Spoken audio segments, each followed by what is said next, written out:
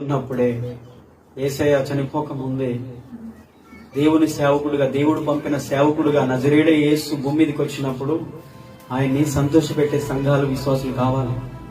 అర్థమైందా? జీవితాంతం ఆయన బాధ పెట్టే యూదులు ఉన్నారు. శాస్త్ర పరిశీలన ఎప్పుడు ఆయన బాధ పెట్టారు. ఎప్పుడు విమర్శించుడే సేవకుని, ఎప్పుడు విమర్శించుడే. ఎక్కడ మీటింగ్ పెడితే అక్కడికి, ఏడ ప్రార్థన జరిగితే ఆడికి పోవడం, కూర్చోవడం. బోధకుడు, నువ్వు విశ్రాంతి దినం, ఈ రోజు విశ్రాంతి దినం పని చేయొద్దని ధర్మశాస్త్రం ఉందిగా, వాడిని ఎందుకు బాగు చేశావు? తప్పులు పట్టడమే, ఆయన నిందించడమే వారి పనిగా. కొంతమంది జీవితాంతం బాధ పెట్టేటోళ్ళు ఉన్నారు. చివరికి ఆయన సేవకులు, శిష్యులలో 12 మంది అపోస్తలుల్లో కూడా ఒకడు కూడా వాడు బాధ పెట్టాడే. ఆయన సంతోషపెట్టింది ఎవరు? ఆయన ఆనందపరిచింది ఎవరు?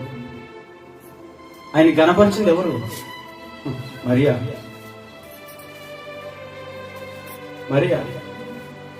ఇప్పుడు ఆయన మరణంలో కూడా దుఃఖంతో మరణించాలా? సంతోషంగానైనా మరణానికి వెళ్ళాలి కదా.